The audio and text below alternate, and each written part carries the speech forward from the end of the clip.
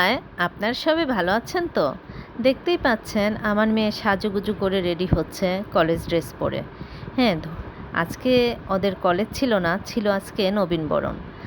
যদিও ওদের কলেজ থেকে অর্ডার ছিল আউট ড্রেস পরে যাওয়া যাবে না, তাই কলেজ ড্রেস পরেই রেডি হচ্ছিল।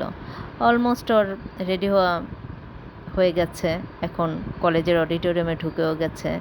তো সেখানে যে দেখে যে ওর আগেই অনেক স্টুডেন্টরা সেখানে উপস্থিত হয়ে আছে। তো জাতীয় সঙ্গীত গাওয়া হচ্ছে, সবাই দাঁড়িয়ে জাতীয় সঙ্গীত গাচ্ছে। তারপর সেখানে অনেক বিশেষ অতিথি এবং প্রধান অতিথিরাও আসছিল। তাছাড়া আজকের এই প্রোগ্রামটাতে যেহেতু ওদেরকে বরণ করে নিচ্ছিল, তাই ওদের দিয়ে কোনো কালচারাল প্রোগ্রামগুলো করানো হয়নি। ওদের যে বড় বড় আপুরা ছিল, মানে সিনিয়র আপু ভাইয়ারা, ওরাই সম্পূর্ণ সাংস্কৃতিক অনুষ্ঠানটাকে আনন্দ উল্লাস দিয়ে ওদেরকে মাতিয়ে রেখেছিল। তো দেখতেই পাচ্ছেন এক আপু গান গাইছে। তো এতটাই আনন্দে ওরা বিভোর ছিল যে কে কী করছে না করছে তারা কেউ কারোর দিকে খেয়াল করছে না।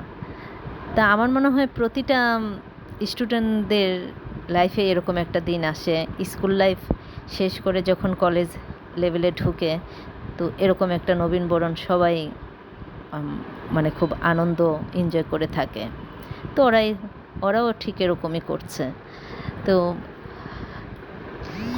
অনেক ধরনের গান হয়েছে, ডান্স হয়েছিল। তো ওরা খুবই এনজয় করছিল সারাটা দিন। কে কী করছে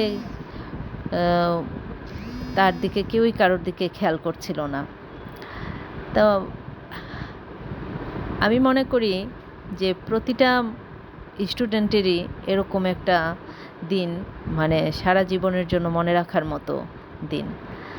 তো যাই হোক, সম্পূর্ণটা প্রোগ্রামই সারা দিন ধরে চলছিল। দেখুন কি করে তারা ডান্স করছে, মানে এতটাই আনন্দ করছিল তা বলার বাইরে। তারপর যখন প্রোগ্রামটা প্রায় শেষ পর্যায়ে, তখন ওরা একটা ক্যাফেতে ঢুকেছিল। ঢুকে সেখানে কিছু লাঞ্চ করেছে, খাওয়া দাওয়া করেছে, তারপর ভিডিওস, ফটো অনেক কিছু তুলেছে। তাছাড়া ওদের কলেজেও অনেক ধরনের গিফট দিয়েছিল, যেমন ড্রাই ফ্রুট দিয়েছিল, ফাইল দিয়েছিল, ফুল দিয়েছিল, ড্রিঙ্কস দিয়েছিল, এই আর কি। তো আপনাদের সাথে এতটুকু শেয়ার করলাম। তো আশীর্বাদ করবেন যেন বাকিটা জীবন এরকম আনন্দ উল্লাস দিয়ে সুন্দর করে জীবনটা বয়ে নিয়ে যেতে পারে।